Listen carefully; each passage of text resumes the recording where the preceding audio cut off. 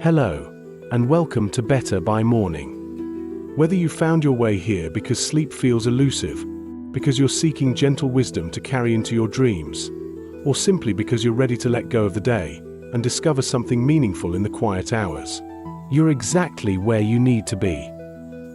Before we begin this peaceful journey together, I'd love to know where in the world you're listening from, and what time it is for you right now.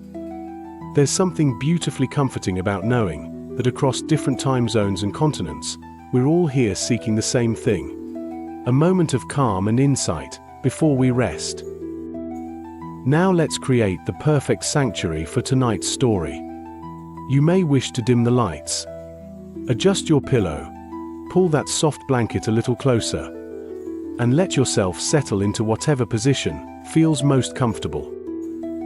Take a slow, deep breath with me. Feel your muscles relaxing, your mind beginning to quiet, your heart opening to whatever wisdom wants to find you tonight, and let your eyes grow heavy as they are. In this moment, you don't need to be anywhere else. Rest assured knowing you're about to become just a little better by morning. Let's begin.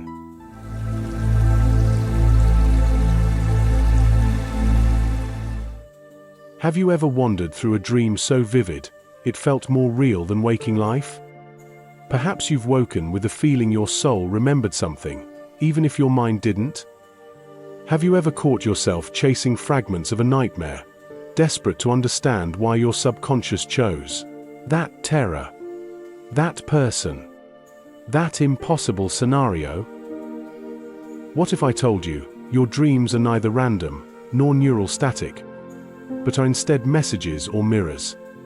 They're your brain's way of processing memory, emotion, and trauma.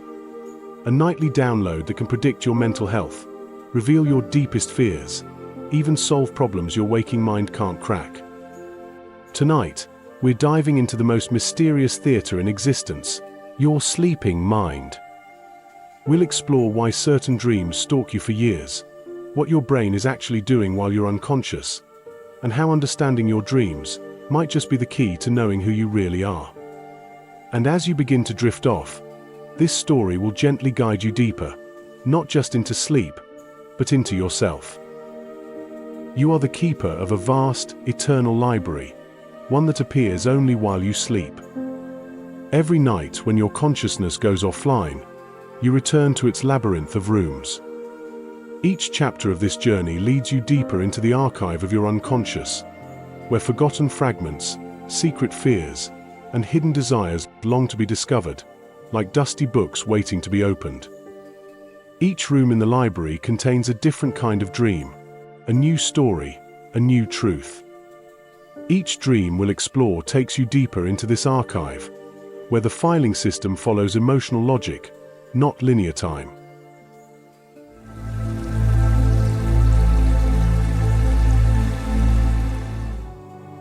You've seen it before. Not in waking life, but just beyond the veil of sleep, in the periphery of a childhood memory. That door. It's never in the same place. Sometimes it's at the end of a hallway. Occasionally it's behind a curtain. At times it stands alone in the middle of an empty field. It doesn't just appear in your dreams. It watches. And always, it opens itself. Slowly, silently, as if it's been waiting for you. But here's what makes it truly unsettling. The door is adaptive. It learns, studies your reactions, remembers what makes you pause, what makes you run, and it adjusts. The first time you find it, you are 8 years old. In the dream, you're walking through your childhood home, but it's quieter than usual. Time feels stuck. The room glows amber. You move slowly across the wooden floor, as if it was slick with honey. The house breathes, its walls exhale, floorboards pulse like a heartbeat. You hear the soft creak of hinges, and turn to see it. A door you've never noticed before, tucked beneath the staircase, cracked open just enough to make your heart race.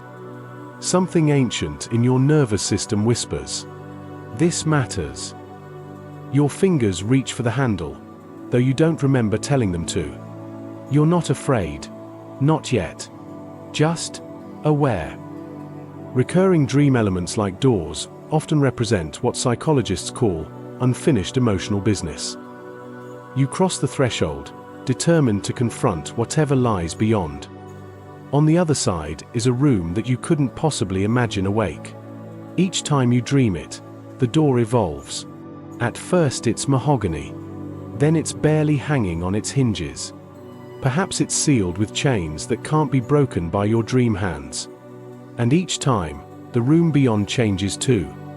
At times, it's a forest, breathing with light. Occasionally, a vast library with ladders that stretch into the clouds. Once, it was a memory you hadn't yet lived.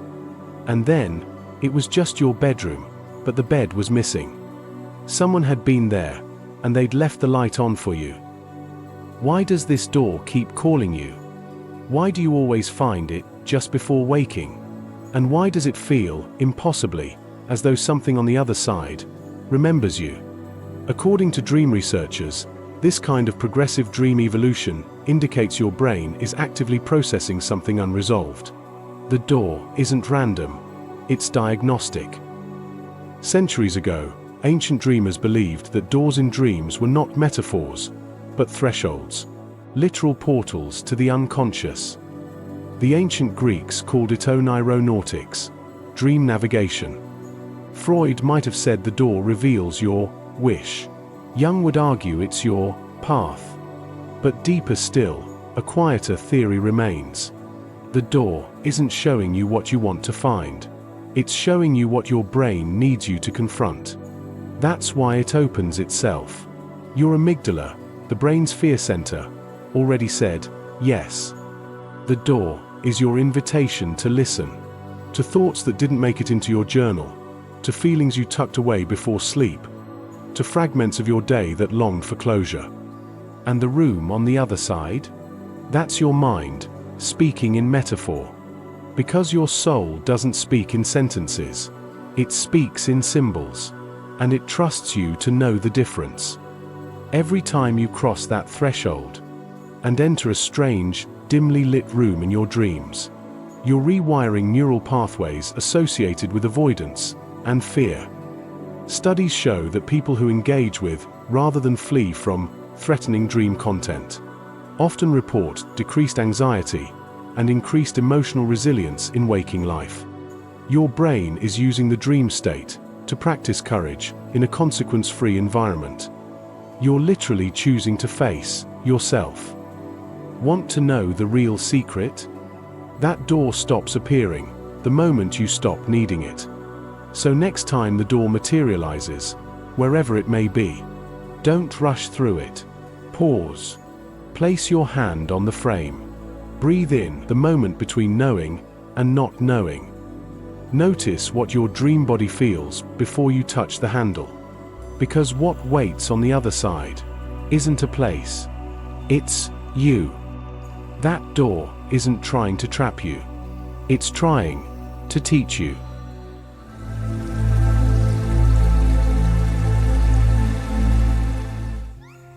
There's something strange about mirrors in dreams. Every culture on Earth has myths about mirrors that show more than reflections. They don't always work the way you'd expect. Sometimes they show a different face. Sometimes they don't show a face at all. But every now and then, a mirror in a dream looks straight back at you. I mean, really looks. And it knows something you've forgotten. Mirrors in dreams don't just show different faces, they show suppressed faces. Aspects of your personality that your conscious mind has actively hidden, even from yourself.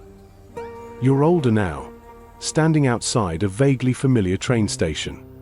You recognize it by feel more than sight. Abandoned platforms stretch into fog. Somewhere, a clock ticks with impossible loudness. The door appears again, and opens like a memory. The room beyond is cold and quiet. Grey stone walls, no windows, just a single mirror. Tall, silver-edged, fogged at the corners. like it's been waiting centuries to be seen again. You step forward and see yourself. But it's not quite you. The person in the mirror carries your DNA, but not your damage. They blink slower than you. Their posture is stronger. Their eyes don't flinch. They look like someone who has lived longer, hurt deeper, and forgiven harder. Dream states activate regions of the brain associated with self-reflection and emotional processing, creating the perfect conditions for confronting suppressed aspects of personality. Your shadow self. The person in the mirror looks like someone who knows you better than anyone, including you. You speak, but the mirror doesn't echo. Instead, the version of you inside it speaks back. Not in words, but in presence. Silent reminders of everything you've buried beneath distraction, denial, and delay. Your reflection speaks in knowing, and what it knows will change how you see yourself, forever. The dream pulls a thread. You see flashes, the laugh you silenced when you were 7, because someone said it was too loud. The rage you swallowed, because good people don't get angry. The dreams you abandoned, because someone called them impractical. Your reflection watches, looking at you with the kind of compassion you've never shown yourself, waiting for you to stop running. And that's when it happens.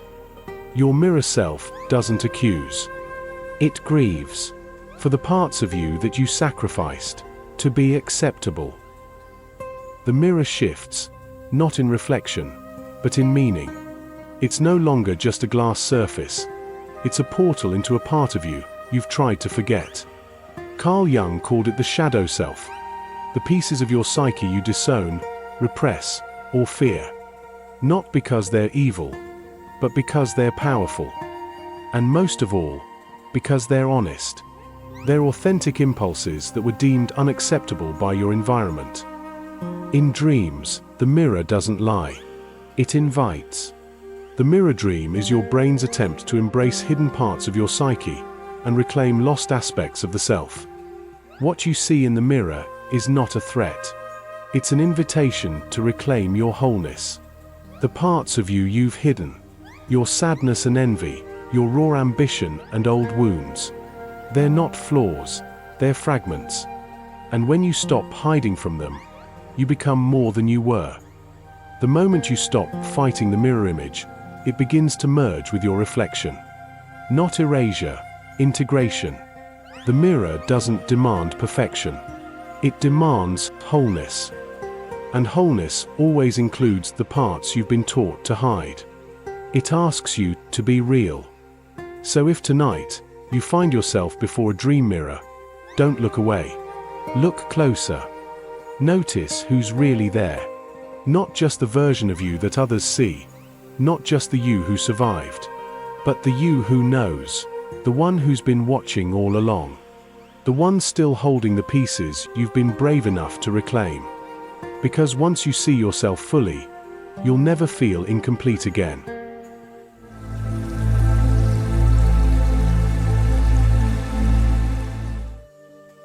You're falling.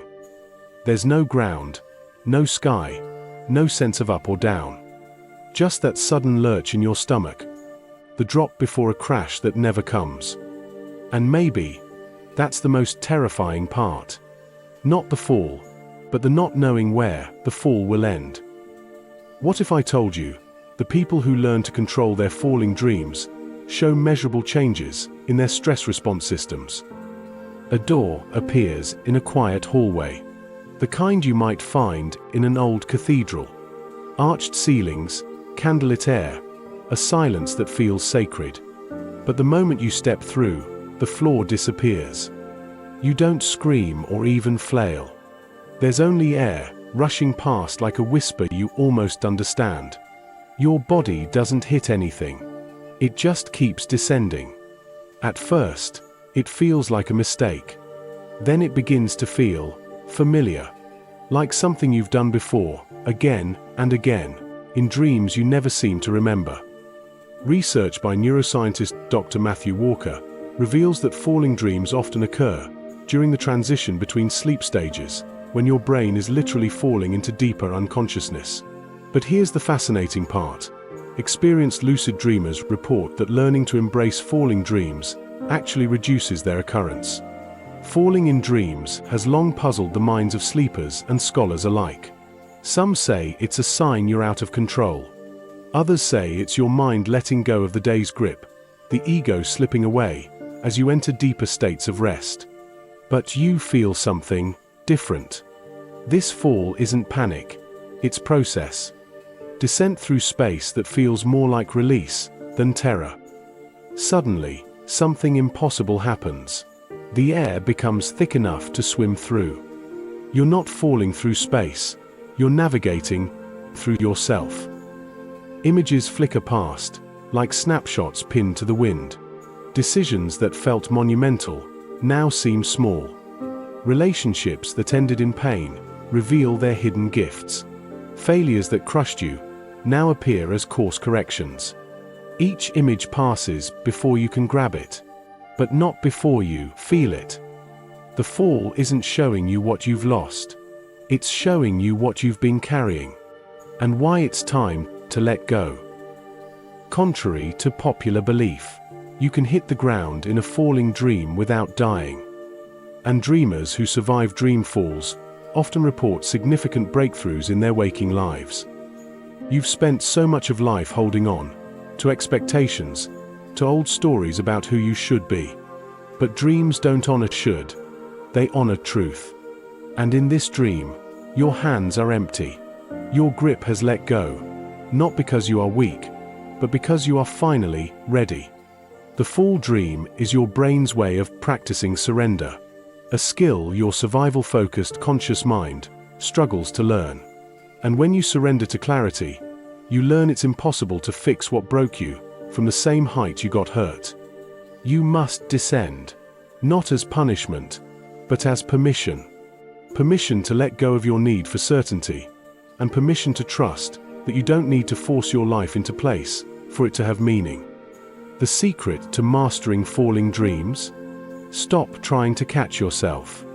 Because the fall is how you make room for the rise. Spread your arms, feel the wind, and trust that the fall itself is the destination. Eventually, the wind slows. The falling becomes floating. And somewhere deep inside, you realize you're not lost. You're being carried through a story only your soul could tell. So if tonight you find yourself falling in a dream, don't fight it. Don't search for the ground. Surrender. Let the fall show you what it means to trust. To let go without letting yourself go. And to remember, sometimes, when you fall in sleep, you rise in life.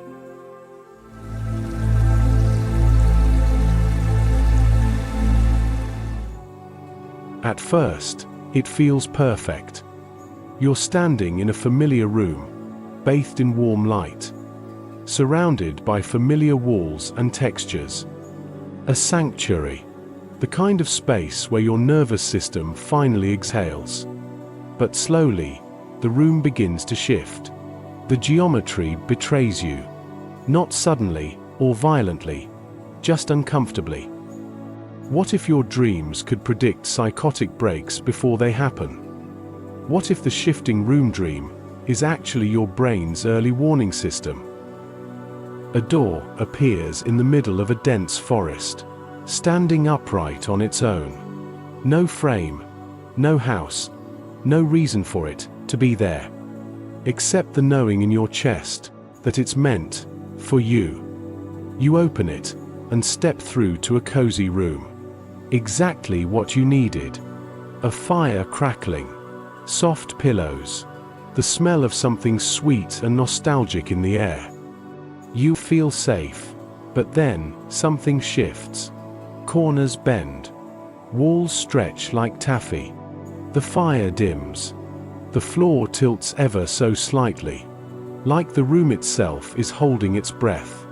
Pillows disappear. The furniture rearranges itself. The windows multiply and merge. And the sweetness in the air curdles, just a little, into something sharper.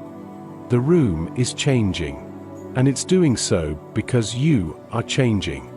Dr. Erin Walmsley's research at Harvard reveals that environmental shifts in dreams often correlate with major life transitions. Your brain is literally rehearsing psychological flexibility. But here's the unsettling part. People who experience frequent reality-shifting dreams show increased activity in the same brain regions affected by dissociative disorders. The dream isn't just metaphor, it's diagnostic. Dreams rarely stay still, because emotions don't stay still. And this room, like every dream, is a mirror of your inner self. You try to speak, but the room absorbs your voice. You try to leave, but the door has vanished. Your chest tightens. Are you trapped? Or are you being shown something? In dreams, the environment bends to the dreamer. But sometimes, you don't know what you're carrying, until the room starts bending back. The room doesn't just change, it responds. When you feel anxious, the ceiling presses lower. When you try to hide, the walls become transparent.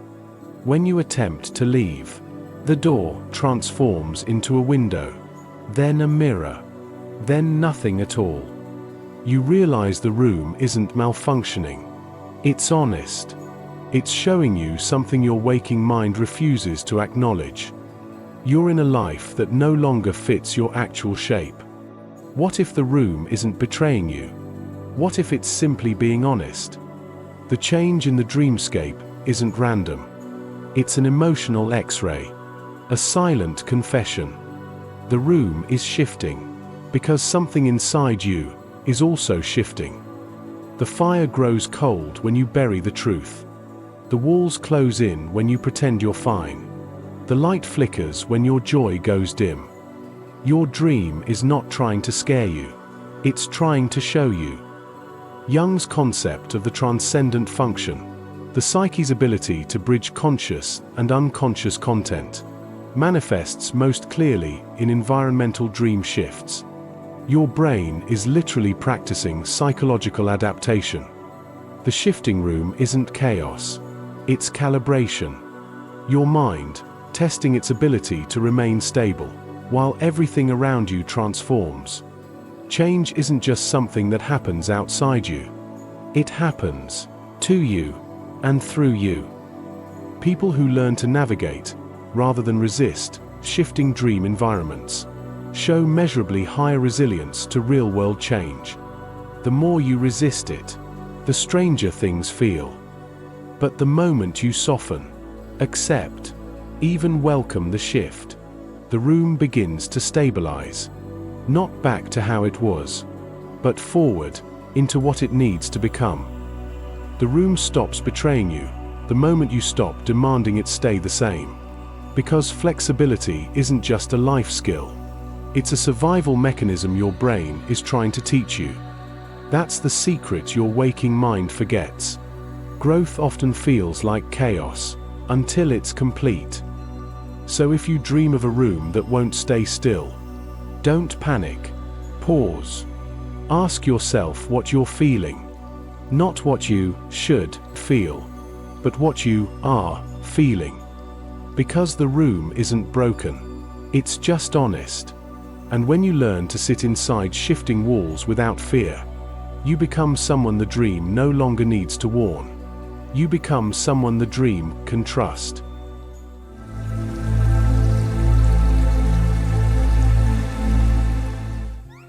You've never seen this person before. They materialize mid-conversation, as if they've been speaking to you for hours. No introduction needed, no explanation offered. And yet, they know your name. They say it softly, like a lullaby you forgot you once loved. They don't chase you, but they don't disappear either. They know your deepest shame, the lie you've never told anyone. And they speak the truth like a native language. Standing there, watching, knowing, until you finally work up the courage to ask, "How do you know me?" The dream begins mid-conversation. You don't know how you got here, or how long you've been speaking. The landscape is blurred at the edges, like an unfinished mural still being painted. But the stranger across from you is sharp. They look like no one you've ever met. And yet, you feel something unmistakable. Something familiar. They speak your name without hesitation. Your full name. The one you never say out loud. They pronounce it like a truth, not a label. As if they knew your name long before you'd ever learned to answer to it. You ask who they are. They laugh gently and say, "You summoned me here." Research by neuroscientist Antonio DiMaggio shows that dream strangers often register in brain regions associated with self-recognition. Your sleeping brain is creating external representations of internal wisdom that's inaccessible while you're awake. The stranger doesn't judge your secrets. They speak with the voice you use when no one's listening.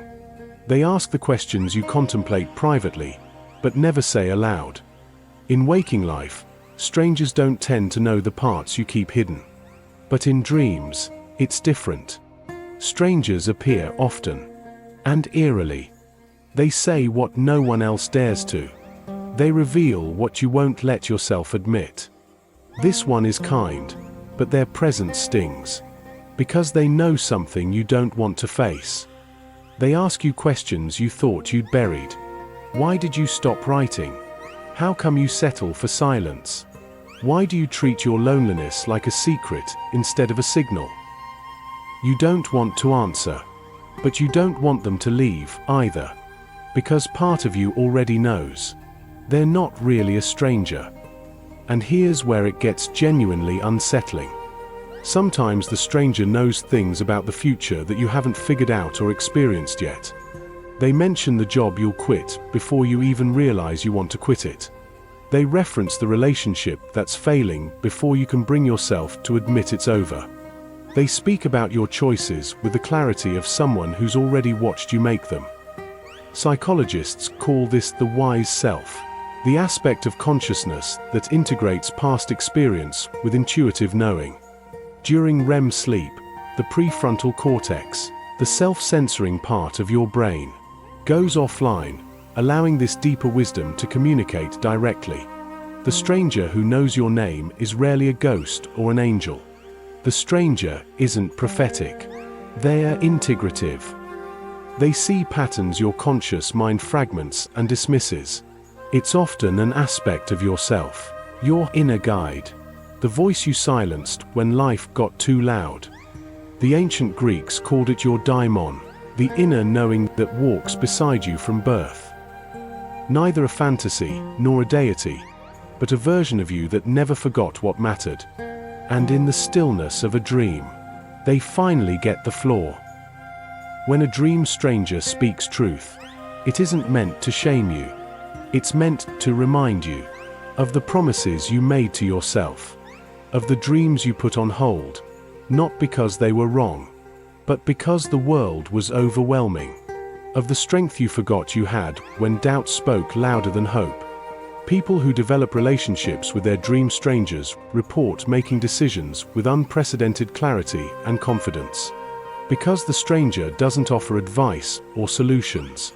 They offer recognition, presence, and clarity. They see the version of you that knows exactly what to do, and they reflect that knowing back until you can see it too. And sometimes, that's all you need to start healing.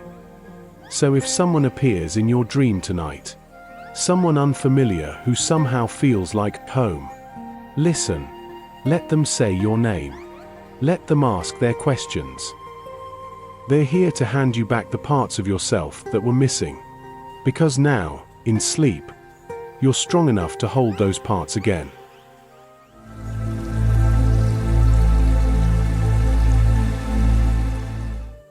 You keep walking, door after door, hall after hall. Each space looks different, but somehow feels the same. You try to find an exit, but the more you search, the more the walls stretch and spiral, winding into infinity. Maze dreams are often linked with heightened problem-solving in waking life. But what if the maze isn't testing your intelligence? What if it's building it? Corridor after corridor, each path looking identical. No map, no signs, just a gnawing feeling you've been here before. Not once, but hundreds of times. There's no end to this room. And somewhere deep inside, you wonder if that's the point. A door appears at the end of a long corridor. You open it and step into a narrow hallway. It leads to a chamber with arched ceilings and glowing sconces. Then another hallway, another chamber. Then another, and another. There are no windows, no clocks, just quiet repetition. To prove you were here, you begin marking the walls with a bit of chalk that appears in your hand. After 20 rooms, you notice something strange. The markings are already there. Not just once. Hundreds of them. You've been here before. Many times. Repetitive dream mazes often surface when you're facing difficult choices. Your brain is constructing new neural paths, forcing you to explore different outcomes from the inside out. The chalk marks aren't just breadcrumbs. They are progress reports.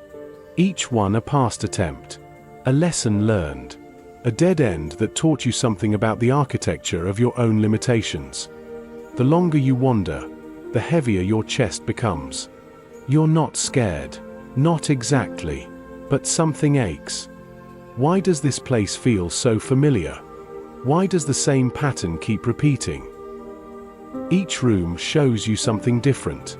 A memory, a mischance, a decision you never truly forgave yourself for.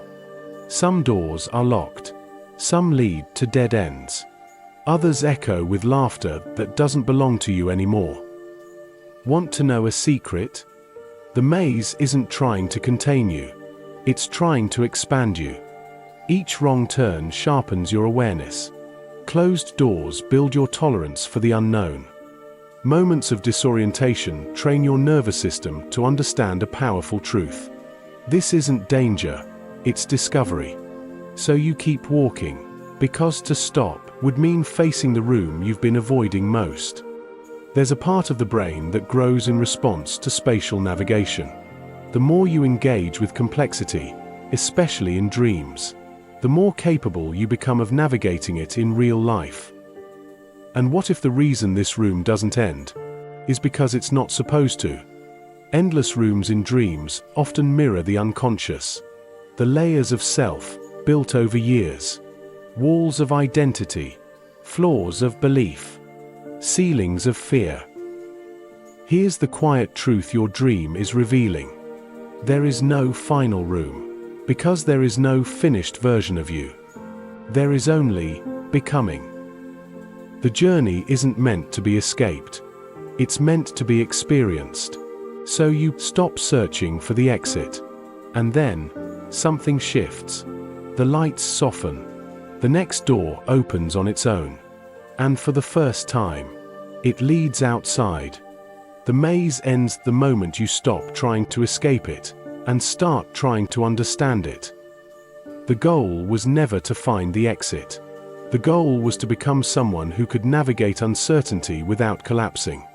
You weren't lost, you were learning. So if your dreams ever place you in a room with no end, don't panic, don't push, just walk, breathe, notice what each chamber reveals. Because this isn't punishment, it's process. A sacred reminder that life, like dreams, isn't linear. You'll revisit things. You'll return to doors you thought you'd closed. And eventually you'll realize you were never meant to escape the labyrinth. You were meant to understand it.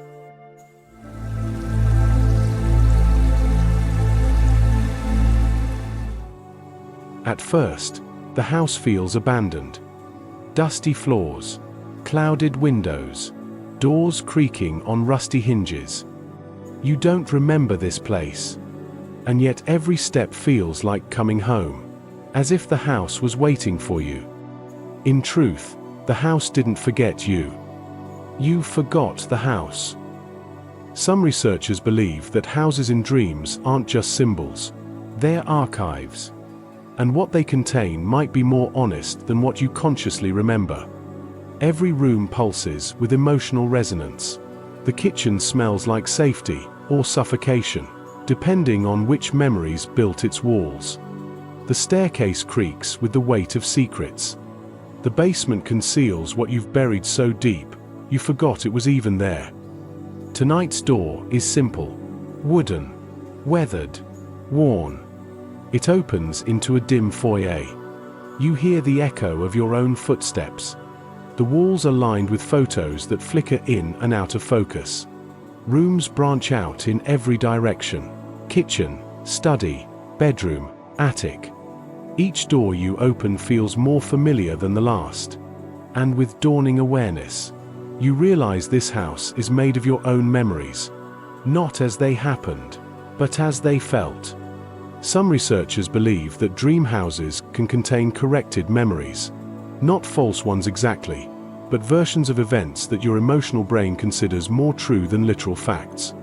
You wander through rooms that shouldn't exist, furnished with feelings you can't name. Each door opens onto a different version of yourself. The child who laughed easily, the teenager who raged quietly, the adult who learned to smile through anything. You move slowly, sensing the weight of forgotten seasons. The hallway smells like your childhood: chalk, pine, warm bread. But in the next room, the temperature drops. A cold draft follows you down an unfamiliar staircase. Here are the moments you buried, the fights you replayed in silence, the ache of watching someone leave before you were ready to say goodbye. Each room contains a version of you. In one room, you're young, afraid, and a bit vindictive. In another room, you're older, wiser, and kinder. And each one looks at you with the same quiet question: why did you stop coming back? But then it gets strange. Some rooms contain memories of things that never happened. Or did they? A conversation in the attic that feels more real than yesterday. A moment of comfort in the basement that you know you never experienced, and yet somehow remember perfectly. Your dream house isn't just showing you what was.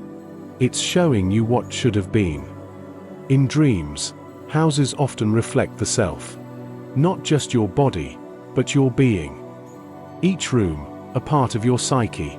Each hallway, a passage through time. And this house is one you started building long ago. Not with bricks or blueprints, but with beliefs, choices, and stories you told yourself. Some researchers call this memory reconstruction. It's the brain's way of healing emotional wounds by creating moments you needed, but never received. You walk into the attic. The stagnant air is heavy with memory. There, in the corner, is a box you didn't know you were searching for. Inside, a letter you never sent. A drawing you made when dreams felt easier. A key with no label. You take them all, because sometimes, healing isn't about building new things. It's about returning to things you forgot you already had. The house was never lost. You just stopped knocking on its door. And the most important room in the house is always the one you're afraid to enter. Because that's where your mind has stored, not just what happened to you, but your capacity to heal from it. The house isn't just showing you your past. It's offering you the tools to rewrite your relationship with it. So if you ever dream of a house you don't recognize, don't dismiss it. Walk through it. Run your fingers across the banister. Peek behind the closed doors. Greet the ghosts, not with fear, but with forgiveness. Because this is your house. Every creaking floorboard, every flickering light, every locked drawer. And when you remember that, you remember yourself.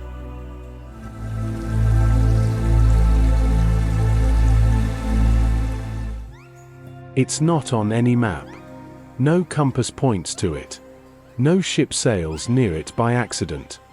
And yet, when the stars are right, and the sky forgets the sun, This island rises from the sea, like a memory returning. You don't know how you got here, but something inside you knows. You need to be here. Dreams of isolated islands often emerge when the mind is preparing for insight. They're connected to the brain's default mode network, the same system that sparks breakthroughs and creative revelations. But to access it, you may need something most people resist: complete solitude. The dream opens with waves lapping at your ankles. You're standing on a beach of black sand. The air is thick with salt and silence. There's no horizon line, no sound except your own quiet breaths, loud against the weight of absolute silence. This isn't loneliness, it's something else altogether. Aloneness, distilled to its essence. Behind you, an ancient jungle sways in a breeze that never quite touches your skin. Ahead of you, the island waits, uncharted, untouched, impossible. Researchers have found that some of the brain's most creative activity occurs during what they call effortless awareness, the exact mental state dream islands produce. This island offers nothing but presence. No birds in the sky or footprints in the sand. No signs of life at all. Just the strange luxury of existing without explanation. No tasks, no roles, no one to impress or disappoint. And yet, as you take your first steps, the trees begin to whisper. Not in words, but in memories. Echoes of things you forgot you knew. Each turn deeper into the island brings more knowing. You pass a tree marked with symbols you've never studied, but somehow understand. You find a pool where your reflection doesn't match your face. It shows who you were, years ago. Further in, you discover a fire pit, still warm, with a single seat carved in stone. The stars above seem to tilt, just slightly, as if watching. The island strips away every external validation system, until only one question remains. Who are you when no one is watching? Without distraction, performance, or the constant hum of other people's expectations, you begin to hear yourself again. Thoughts you didn't know you were thinking. Feelings you didn't know you were feeling. Dreams you didn't know you were still carrying. This island isn't just a place. It's a space within you. A sacred one. But you only visit it in sleep, and only when you're quiet enough to hear its call. In ancient dream lore, islands often symbolize solitude without isolation. A piece of land surrounded by water. Separate, yes, but whole. They appear when the soul longs to reconnect with something deeper. Not outside the world, but outside the noise. Some researchers describe this as self-intimacy, a comfort with your internal landscape that allows for deeper authenticity in waking life. This island isn't meant to be discovered. It's meant to be remembered. It's the place your truest self retreats to, when the world becomes too loud, too fast, too sharp. You remember what it means to simply be, under the moon's quiet gaze. You don't need to prove or strive. You don't need to build anything. The island doesn't give you answers. It gives you something rarer. Stillness. And stillness, though often mistaken for idleness, is its own kind of wisdom. Because most people spend their lives drowning in other people's noise. You simply exist. No mask, no roles, nowhere you need to be. The island reminds you, your own voice is worth listening to. As you sit by the fire, you hear your thoughts without interruption, and a deeper truth surfaces. You are neither lost nor broken. You're simply tired. The island appears to remind you, rest is sacred too. So if you ever dream of a place that rises from the water when the world sleeps, go there. Let the tide carry you. Sit beside its fire. Trace the stars above it, and let the silence speak. Because some parts of you can't be healed by effort, only by stillness. And the island, is always there, waiting to rise again when you need it most.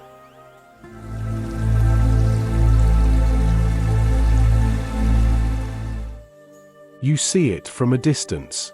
Small, still, just standing there, where the corridor narrows into shadow. Not speaking or moving. But something about this child, the way it tilts its head, the way its eyes don't leave yours, pulls at something deep inside. You don't know why, but part of you is afraid to get closer. And another part knows you have to. Not because you remember being this child, but because this child remembers becoming you. And the child isn't sure it approves. The hallway stretches impossibly long. The floor is carpeted in soft red. The walls flicker with candlelight that leaves no heat. You walk slowly, your footsteps muffled, the silence thick. The child doesn't move. It just waits, as if it has been here for years, and knew you'd come back eventually. Some psychologists believe that unresolved childhood experiences can create split neural networks, parts of the brain that remain frozen in time until they are gently integrated. The child doesn't speak with words. It speaks with need. The kind of need that makes adults uncomfortable, because it can't be solved with logic or silenced with reassurance. The child needs to be seen, not managed or fixed, just seen. And then, as you step a little closer, you realize the child looks exactly like you. Your heart presses against your chest in a way you haven't felt in years. The child doesn't flinch, doesn't speak, but there's sadness in its eyes. And something else too. Hope. You draw nearer. The child takes a step back. It's scared of you. Not because you're dangerous, because you abandoned it. You chose survival over authenticity, adaptation over truth, approval over integrity, and it's been waiting here ever since. The child holds something in its small hands, a drawing, a letter you never read, a broken toy. Whatever it is, it represents the part of yourself you sacrificed to become acceptable to an ungrateful world. The dreams you had when you were small, the questions no one helped you answer, the emotions you weren't allowed to feel. This child is you, from long before the world convinced you to shrink, and it has been waiting here ever since. In dreams, children often represent the inner child, the part of us that still holds vulnerability and pain. Not childishness, but pure being. Neuroscience shows that dreams of children can reactivate the same brain regions involved in actual child development. But what if the child in your dream isn't just a memory? What if the child is still growing? This state, called developmental arrest by psychologists, isn't dysfunction. It's protection. By retreating into hibernation until it felt safe to return, the child preserved something essential: curiosity, wonder, authenticity. We leave that child behind when surviving means pretending we don't feel. But dreams remember, and sometimes they bring the child back to us, not to haunt, but to ask, "Will you carry me?" You speak gently, apologizing for the silence, the absence, the years spent ignoring what still hurt. And slowly, the child begins to walk forward. They place something in your hand, a drawing perhaps, or a broken toy, maybe even a long-forgotten locket. It doesn't matter what it is. It matters that they trust you enough to give it away. You lift them up, not to carry like a burden, but to remind yourself, you don't have to leave your past behind to grow. You can bring it with you, tended, held with kindness. So if one night, in the folds of a dream, you find yourself standing across from a child who looks like someone you used to be, don't run, or explain, or promise you're better now. Just kneel and listen.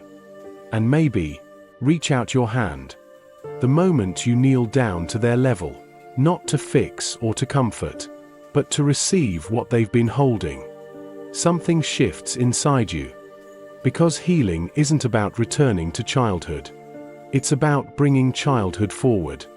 Integrating innocence with experience, play with purpose, wonder with wisdom. Finally letting every part of you come home.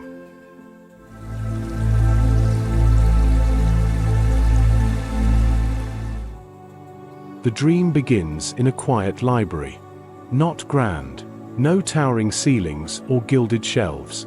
Just still, wooden, endless. You run your hand along a row of worn spines until you find it. A single book, blank and bound in faded leather. And the moment your fingers touch the page, ink begins to move on its own. The book is writing itself, and it knows your name. Some dreams aren't about seeing the future. They're about shaping it. This book isn't predicting what lies ahead. It's participating in its creation. The pages turn themselves, ink flowing like liquid starlight. But this isn't fortune-telling. It's something much deeper. Your sleeping mind, setting intention at a level your waking self rarely reaches. You sit at a small desk, beneath the warm glow of a solitary lamp. The book pulses gently, as if alive. Its pages flip with no wind. The book starts with scenes you remember. Not necessarily dramatic, just meaningful. You see your first great joy, your first real loss, the day you stopped believing in yourself, the moment you stopped trusting others. The ink starts taking liberties with the truth, blurring the line between fact and fiction. Writing what never happened, what could have happened, what might still happen. Some researchers believe that dream narratives don't just reflect the mind. They help it solve problems metaphorically. The answers aren't direct. They come in images, symbols, emotional blueprints your conscious mind struggles to translate. The book isn't showing you what will happen. It's showing you what becomes possible when you stop limiting yourself to what happened in the past. You try to turn the pages faster. You want to see what comes next. But the book resists. Each page only reveals itself when you're ready to read it. And then, a section appears, written in your own handwriting. You didn't write it here, not physically, but the words are yours. The voice is unmistakable. It writes your fears, your longings, the choices you didn't realize you were making every day. And the most frightening page is always the blank one, because that's when you realize the story isn't being written to you. It's being written by you. The book has been writing itself long before this dream, long before you even realized you were living inside a story. Your handwriting appears on pages you never touched, describing decisions you haven't made yet, relationships you haven't formed, versions of yourself you didn't know were possible. In dreams, books often symbolize wisdom, but not the kind found on shelves, not second-hand or borrowed. This book is your life, but not in the way you've thought of it before. Not a record, but a mirror. It reflects not just what happened, but the meaning you ascribed to discrete events. And as you watch the ink continue to flow, you learn a quiet, powerful truth. The story changes when the reader changes. You flip to the final page. It's blank. Not an ending, but a beginning. Something inside you settles. Because you understand now. The future isn't something you discover. It's something you author. Every choice you make is both a conclusion of who you were, and the opening line of who you're becoming. And every night as you rest, with every dream you envision, you give yourself another chance to revise what came before, and to write what comes next, with more compassion, more truth, more intention. The book will keep writing itself, helping you to grow in every possible way. So if one night, your dream places a book in your hands, don't be afraid to open it, even if the words seem unfamiliar or the pages bring tears. Because this isn't just a story about your past. It's a window to the myriad possibilities that lie ahead. And somewhere, deep in the quiet library of your mind, there's a page waiting to be written tonight by the only person who ever could. You.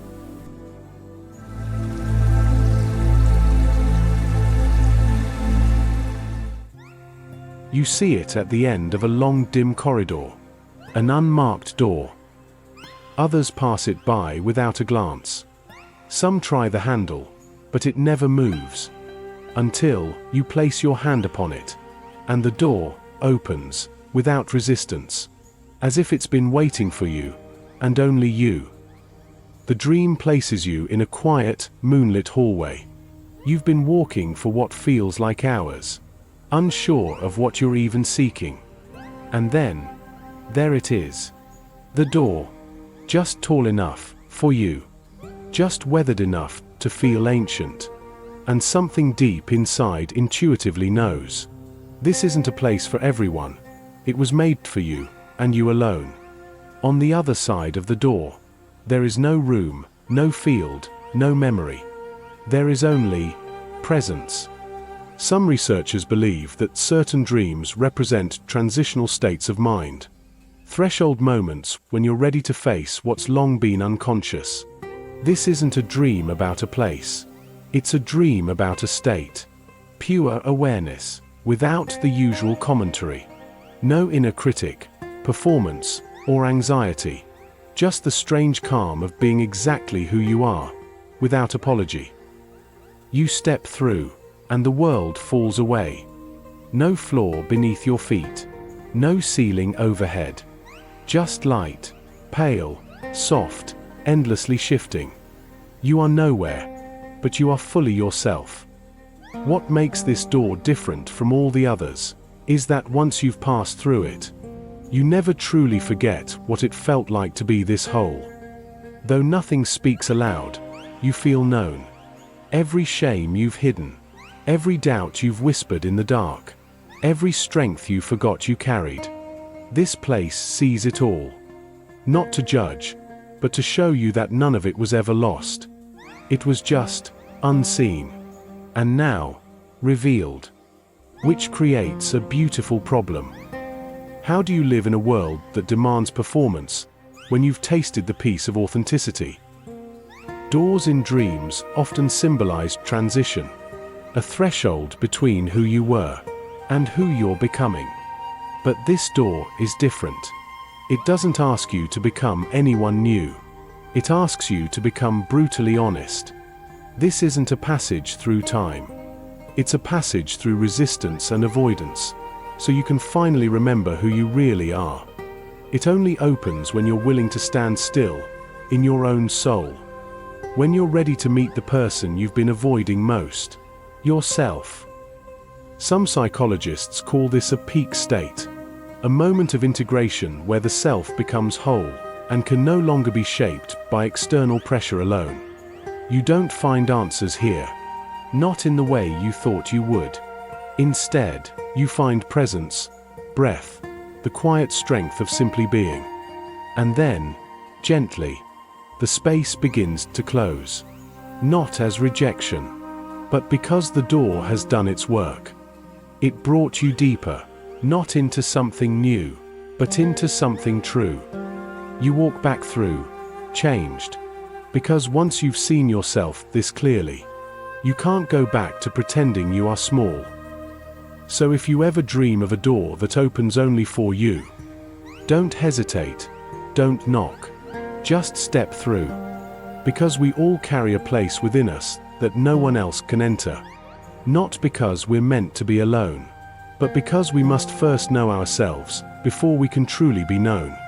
And the deeper you walk into that quiet place, the more you will carry its stillness with you, into every conversation, every decision, every waking moment that follows.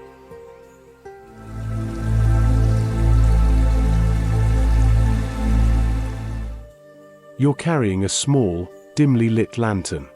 The kind that flickers when you breathe too close. You walk into the darkness. The flame shivers softly, but casts no light on the path ahead.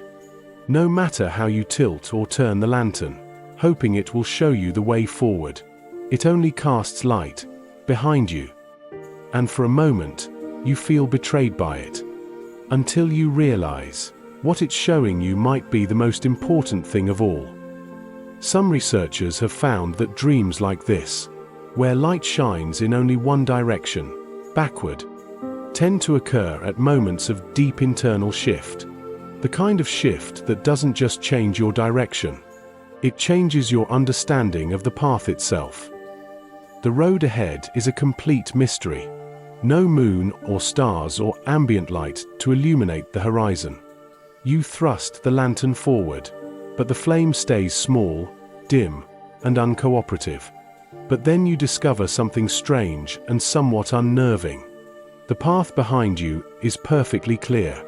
This peculiar lantern only sheds light upon the path you've already walked. Stone by stone, turn by turn. A winding story you scarcely remember surviving. And you begin to wonder, why would a dream give you a lantern that doesn't help you move forward? Some psychologists believe this kind of dream reflects emotional coherence. Your brain's attempt to stitch your memories into a story that makes sense. One where even pain has purpose. The lantern's glow reveals something unexpected. Every stumble taught balance. Every wrong turn redirected you. Every ending made room for something better to begin. So you keep walking, step by step, into the dark. And with each step, another piece of the road behind you glows softly into view. At first, it's disorienting, but then a shape begins to emerge. You see where you stumbled, where you paused. You see the detours you cursed at the time, and how they led you to this exact moment. You realize you've never truly seen your own story clearly before. Not because you didn't try, but because you never paused long enough to illuminate it with compassion. And then comes the paradox. The moment you stop trying to light the future and start honoring the past, the darkness ahead stops feeling heavy. Because courage isn't about knowing what's coming next. Courage involves trusting the one who's doing the walking. And that kind of trust only comes when you've witnessed your own resilience in action. We all long for light ahead. We crave certainty and hope for signs. But some dreams remind us, growth doesn't come from prediction. It comes from understanding. This lantern doesn't guide your steps. It guides your perspective. And maybe that's what you needed most, to finally witness the courage it took to come this far. Some researchers studying post-traumatic growth have found a shared trait in those who thrive after hardship. They learn to view their pain, not as a weakness, but as evidence of their strength. Because hindsight, when held gently, is a kind of light. You turn the lantern fully toward the winding path behind you. And for the first time, you don't see failure. You see formation. You see how every hurt carved space for wisdom. Every delay protected something fragile. Every wrong turn eventually circled back to you. The lantern wants you to know. You don't need to see the destination to take the next step. You just need to trust the one holding the light. And suddenly, you're not afraid of the dark anymore, because now you trust yourself. So if, in a dream, you find yourself carrying a flame that only reveals the road behind you, don't curse it. Use it. Look back, not with regret, but with reverence. You've walked through more than most will ever know. And the light you carry now is made of every step that didn't break you. Allow the light to both warm and remind you. You don't need to see the whole road ahead. To take the next step with grace. The flame will follow. It will always know where you've been, so you can remember who you are.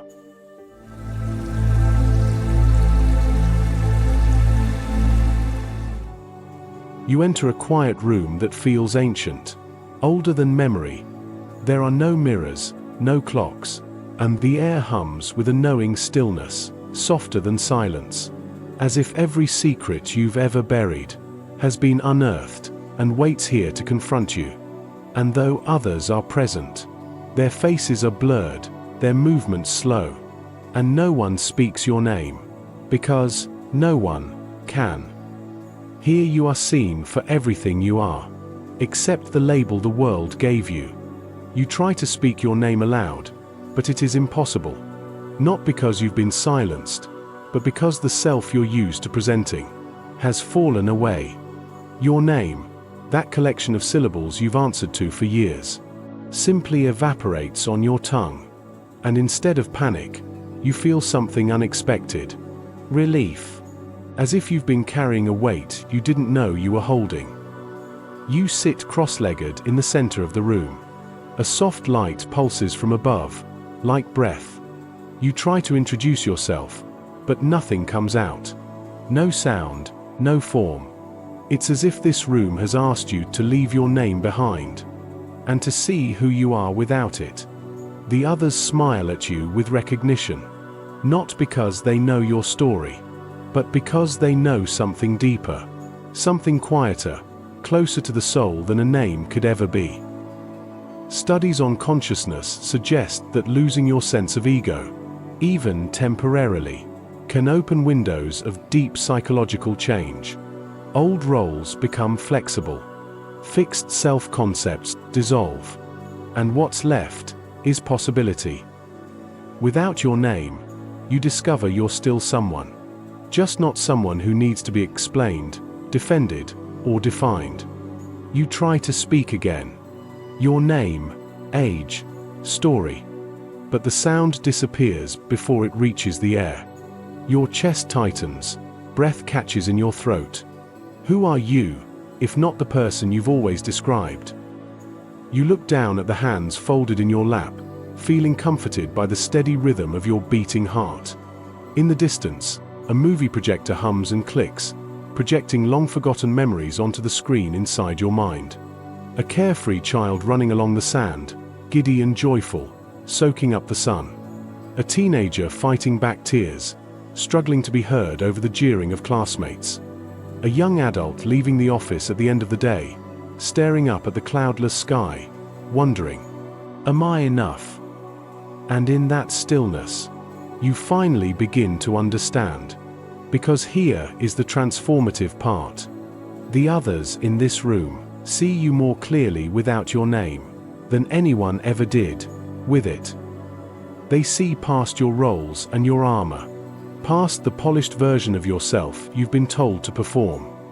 They see the essential you, the you that existed long before you were called anything at all. In some dreams, losing your name feels like erasure, but in this one, it feels like grace. Because names are stories, and stories are filters. They carry expectations and they hold wounds. They come with reputations and pressure. But beneath all of that is someone far older, far more whole. Someone who was always there. And in this room, where no one can speak your name, you are finally free to remember that version of yourself. The others don't ask you to explain. They simply sit beside you, as if to say, we see you. We've been here too. And slowly, the burden lifts. The need to justify, the impulse to perform, the effort to impress. Because in this room, you are neither your job nor your past, neither your ambitions, nor your mistakes, not your family roles, not even your dreams. You are just you. And you are enough. For the first time, you begin to feel what that actually means. So if a dream ever brings you to a quiet room, where no one knows your name, don't be afraid. You haven't been forgotten. You've been invited to remember the part of you that existed before the world needed to understand you. The part that doesn't need to be right or remarkable, just real. And when you wake, you may find your name fits more gently on your shoulders. Less like armor, more like home.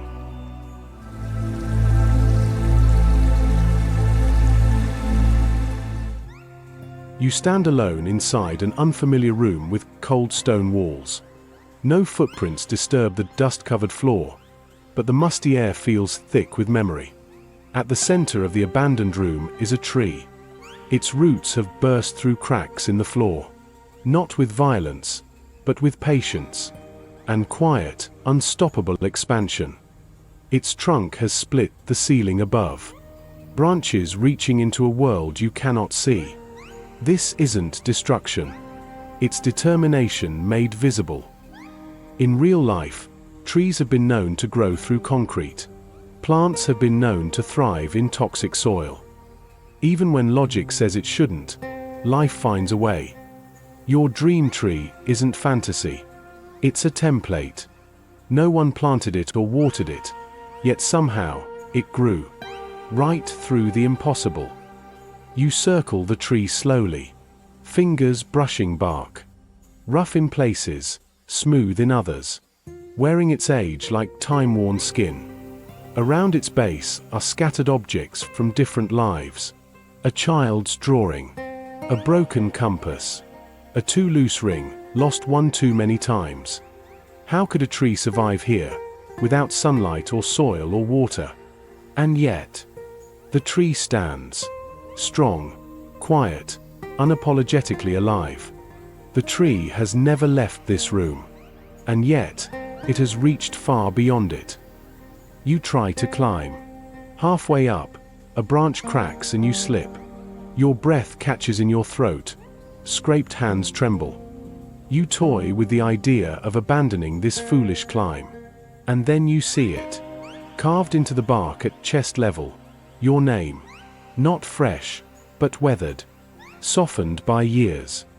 You don't remember carving it, but the tree does. It's not just a mark, it's a claim. Evidence that you were here, that you chose growth in a place that offered no support for it. The ceiling didn't stop the tree. It shaped it, forced it to adapt, to twist and to reach, to become more creative, more resilient, more alive than it ever could have been if conditions were easier. Suddenly you remember, you've been here before. This is not the first time you've tried to grow through something that wasn't built to hold you. In dreams, trees often represent life, memory, wisdom. But this tree, the one growing through a ceiling, represents something more. It represents becoming more than your surroundings. The ceiling above you isn't just plaster and stone. It's the weight of expectation, the limits of belief, the boundaries the world taught you to accept as truth. But you were never meant to stay beneath it. Psychologist Arne Maston calls this ordinary magic. The quiet, powerful ability to grow, despite adversity. Neither rare nor heroic. Just human. The default setting we forget we carry. This tree never asked permission. It didn't wait for conditions to improve. It grew because something inside it refused to stagnate. And that is precisely what you're doing too. This dream isn't about reaching the top. It's not about achievement. It's about remembering that you kept growing, in a place where growth was never guaranteed. The scars on your bark are proof. The leaves on your branches are sacred. And the ceiling above? It was never a limit. Just another obstacle to overcome. The tree doesn't apologize for taking up space. And neither should you. You sit at its base, leaning into something that survived, because you chose to survive. So if you ever dream of a tree growing through a ceiling, don't ask how it got there. Don't question whether you're worthy of it. Just listen. Because that tree is you. It's the part of you that dared to reach, even when it felt too dark, too scary, too early to bloom. And when you wake, though you may not see branches, you'll sense the roots spreading beneath you, as the tree from your dreams steadily expands toward the next ceiling.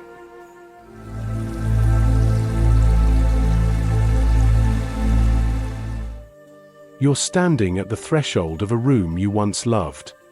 Light slants through windows, just the way you remember. With its familiar walls and worn fabrics, it feels like home. There's warmth here, comfort. The room smells like childhood. But something's missing. And you don't realize what it is until you finally walk away. Only then, when the door closes behind you, do you understand why you were never meant to stay. The room welcomes you like an old friend. It feels like safety and fills your heart with joy. Everything inside it whispers, "Stay." And for a while, you do. You sit in the armchair you outgrew long ago. You trace the outlines of stories once taped to the wall. You open drawers and find letters you never sent. But something has shifted. Not in the room, but in you. You've grown beyond its borders. And staying would mean shrinking parts of yourself just to fit back inside. Psychologist Carol Dweck once said, "People who grow through change aren't fearless. They're simply more willing to sit with the discomfort that growth demands." The room isn't wrong, it's complete. It served its purpose, sheltering you, until you learned how to shelter yourself. But all completions require release. The longer you stay, the heavier the air becomes. Not dangerous, just stagnant. As if the room is waiting for you to notice that it's no longer moving forward. You try to bring in something new, a dream, a hope, a version of yourself that feels more alive. But the room resists. Not out of anger, but honesty. This room wasn't built to hold who you're becoming.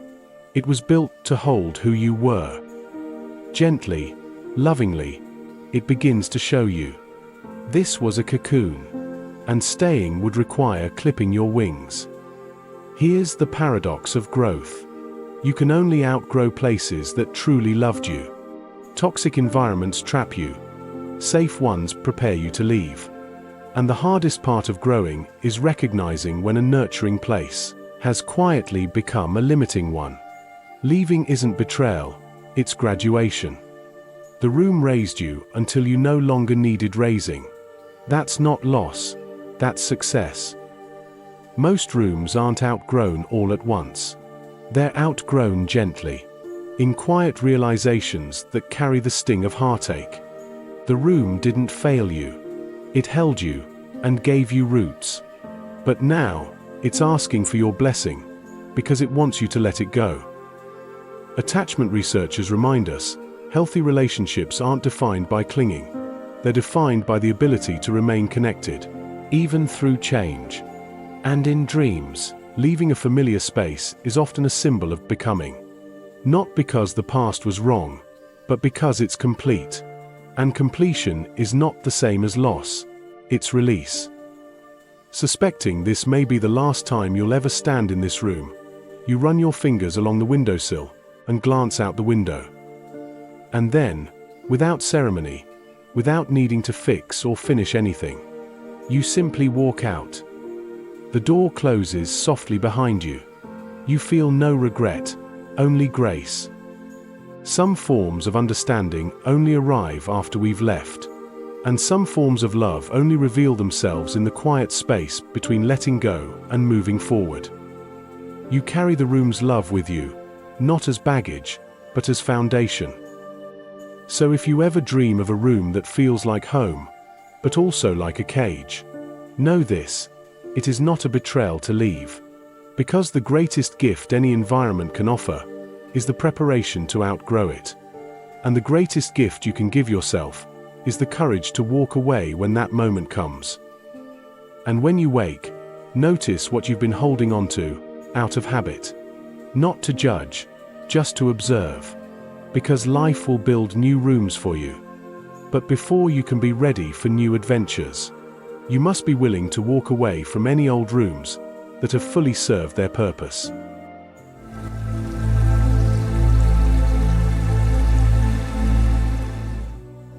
From years of dream research, we know your sleeping brain isn't just processing random information. It's constructing the person you're becoming. Every door, every mirror, every fall and shifting room represents your neural networks in motion, reorganizing, rewiring, becoming. Every stranger who seems to know your name is your inner wisdom finding a voice. Every impossible landscape is your mind stretching beyond what you thought was possible. Dreams aren't an escape from reality. They're preparation for it. Nightly rehearsals for who you're learning to be. So tonight, as you close your eyes and drift beyond waking thought, remember, you're not just sleeping. You're building yourself. One dream, one symbol, one quiet insight at a time. Pay attention to what your dreams are trying to show you, because the version of you that you're becoming has been whispering all along. And now, you're finally ready to listen.